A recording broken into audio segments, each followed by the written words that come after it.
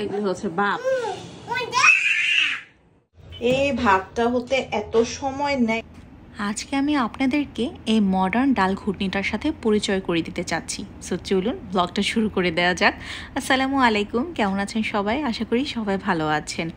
এখন মাশাল্লাহ আমরা তিনজনই খুব সুন্দর ডিসিপ্লিন মতো একদম সকাল সকাল ঘুম থেকে উঠে যাই। আমি আর শান্ত আগেই কাজের জন্য উঠতাম, বাট এখন আওয়াইশাকেও সুন্দর রুটিন মতো নিয়ে আসার চেষ্টা করতেছি।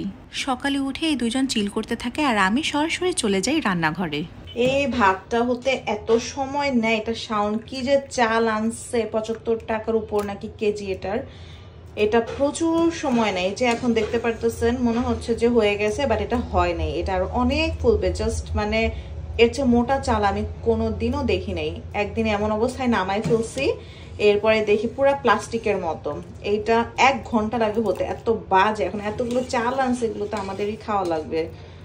রাঁধতেছি একদিন পরপরই এটা, আবার একদিন পর পর মার বাসায় খাচ্ছি, কারণ প্রতিদিন এই চাল খাওয়া জাস্ট লাইক রাবার, একদমই ভালো না। খুবই সময় লাগে, একদম অল্প জালে দিয়ে রাখতে হয় এটা। এটা ডাল বসিয়েছি, শাওনদের পছন্দের ঝাল ঝাল পাতলা ডাল। জাস্ট এখন সিদ্ধ বসিয়েছি। লবণ, হলুদ, মরিচ গুঁড়া না দিলে তার খেতে পারে না। আবার কাঁচা মরিচ, টমেটো দিয়ে বসিয়ে দিয়েছি। ডালটা কিছুক্ষণ ভিজিয়ে রেখেছিলাম। তারপর এটা যখন সেদ্ধ হয়ে যাবে এরপরে দিব বাগার। আর এটা কি? এটা হচ্ছে ডাল ঘুটনি। আমার সেই মডার্ন ডাল ঘুটনি, খুবই জোস এটা। আরো সিদ্ধ দিয়ে দিছি। এটা এখন ওপেন করা যাবে না। আজকে এখন কারেন্ট আছে, ওই যে গরমটা কমছে না, এখন কারেন্ট এত ঝামেলা করে না। সো ফিডারগুলো স্টেরিলাইজ হোক। আর আজকে ভিজিয়েছি একটু চিংড়ি মাছ রান্না করব, আর একটু চিচিঙ্গা ভাজি করব। এটাই।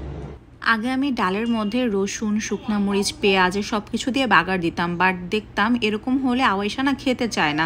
জাস্ট পেঁয়াজ দিয়ে বাগার দিলে আওয়াইশা বেশি পছন্দ করে। সো এখন জাস্ট পেঁয়াজ দিয়ে বাগার দিই এবং এটা খেতেও খুবই মজা লাগে। একটুও মনে হয় না যে রসুন দেই নেই বা something is missing. Oh sorry, একটা কথা বলতে ভুলে গিয়েছিলাম। রসুন আমি অবশ্যই দেই, বাট সেটা ডাল সিদ্ধর মধ্যে রসুন কুচি দিয়ে দিই, সাথে পেঁয়াজ আমি ওই টাইমেও দেই। জাস্ট বাগারের সময় রসুনটা দেই না। রসুন না দিলে কিন্তু ডালের কোনো টেস্টই আসবে না। সো হ্যাঁ, এটা মিস করে গিয়েছিলাম। আর এখন আওয়াইশাকে ব্রেকফাস্ট করিয়ে আমি একটু চিচিঙ্গা ভাজি করব। খালা এখনও আসে নাই, খালা অনেক লেট করে আসে। সো আমি আগের দিনই পরের দিনের কাজ খালাকে দিয়ে করিয়ে রাখি, আদারওয়াইজ দেখা যায় যে রান্না করতে করতে অনেক লেট হয়ে যাবে। আর একটু চিংড়ি মাছ ভুনা করতেছি। আজকে যেহেতু থার্সডে, সো আজকে আমি হসপিটালে খাবার নিয়ে যাব। আমি ইদানিং একটু হসপিটালে খাবার নিয়ে যাই, ভালো লাগে। এটা আমি মিথ্যা বলবো না, তানিয়াপুর থেকেই আমার ইন্সপায়ার্ড হওয়া। কারণ তানিয়াপু সোমবার দিন আমাদের সবার জন্য এরকম করে খাবার নিয়ে যায়। আর আমার যেহেতু সকাল থেকে ডিউটি থাকে, আমি কোনো দিনই পারি না নিতে। এবং শুধু থার্সডেতে আমার যেহেতু ইভিনিং ডিউটি, আমি ট্রাই করি যে ওই দিন একটু যাতে সবার জন্য রান্নাবান্না করে নিয়ে যাই। আমাদের জীবনে দুইটা সবচেয়ে ইম্পর্টেন্ট প্লেস, একটা হচ্ছে আমাদের বাসা আমাদের পরিবারের সাথে, এবং আরেকটা হচ্ছে আমাদের ওয়ার্কিং প্লেস। এই দুইটা প্লেসে আমরা সবচেয়ে বেশি সময় অতিবাহিত করি। সো এই দুই জায়গায় ট্রাই করবেন সব সময় মিলেমিশে থাকার, এবং এটার জন্য আসলে একসাথে খাওয়া দাওয়া করার চেয়ে ভালো কোনো উদ্যোগ হতে পারে না। সো এই তো সবাই দেখতেই পারলেন, হসপিটালে এসে ফার্স্টে একটা ওটি হলো, দেন এখানে আরেকটা আউটডোর ওটি হচ্ছে। জাস্ট একটা সিস্ট হয়েছিল আউটডোর বেসিসে, ৫ মিনিট একটা অপারেশনের মধ্যে এটা হয়ে যাবে। আর এটা হচ্ছে স্যালাইন ইনফিউশন সোনোগ্রাফি। যাদের বেবি হয় না তাদের টিউবে ব্লক আছে কিনা এটা দেখার জন্য এই টেস্টটা করা হয়। অনেকের যদি টেম্পোরারি ব্লক থাকে সেটা ছুটেও যায়, আর পার্মানেন্ট যদি ব্লক থাকে তাহলে তো আসলে কিছু করার নেই।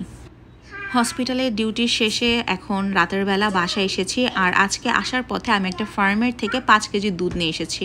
ট্রাই করি আওয়াইশাকে প্রতিদিন অ্যাটলিস্ট ১ গ্লাস গরুর দুধ দেওয়ার, এবং ফর্মুলা মিল্ক আস্তে আস্তে যদি একদম কমিয়ে ফেলতে পারি বা বন্ধই করে ফেলতে পারি তাহলে খুব ভালো হয়। তো গরুর দুধটা না এত ভালো ছিল, আই মিন এটার স্মেলে পুরা ঘর মোমো করতেছিল।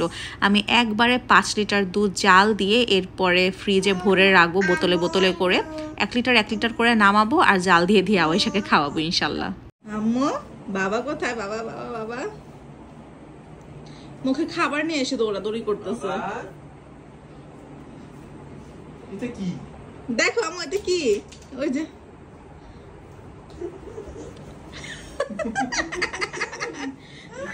কিটা? না না না, এটা কি? বড় বড় পোকা, বড় বড় পোকা। বাবা কি? টিকটিকি মনে করছে। দেখো কি? এই দেখো ক্যাঙ্গারু, সিংহ। আমার সিংহ, ক্যাঙ্গারু আর সিংহ। দেখো সিংহ, এই যে সিংহ। দেখা দেখা দেখা সিং হয়ে যে খেলা খেলা এই যে খেলা হাতের মতো দেখো একটা সিংহ দেখো ওই যে সিংহ ওই যে একদম পুরা দেখো সিংহ সিংঘাম আর এই যে ক্যাঙ্গারু আর এই যে কুমির দেখো ভয় আগাতেই পারতেছে না মানো এই দুইটা নিছে কুমির নিবে না সে নাও নাও কুমির নাও কুমির নাও কুমির নাও মিস্ত্রি খেলনা শাওন এগুলি কেন আনছো এগুলি কোনো খেলনা হইলো একটা সাপ বাজে খেলনা একটা সাপ নো সাপ কুমির এগুলো সুন্দর খেলনা আমরা এই নো সাপ শাওন এগুলি হচ্ছে বাপ শাওন একটা সাপ একটা সাপ এগুলি আনছো কেন এগুলি তুমি নিয়ে যাবা কেন? তোমার সাথে এগুলি বিশ্রী লাগে আমার কাছে কিউট কিউট আনবা এসব সাপ টাপ কুমির এসব হিংস্র জিনিসপত্র আনবা না বাঘ সিংহ হিংস্র হইলেও ভালো কবে যে কি মা সো এটাই ছিল আজকের ভিডিও। সবার কেমন লাগলো জানাবেন। Thank you for watching. আল্লাহ হাফেজ।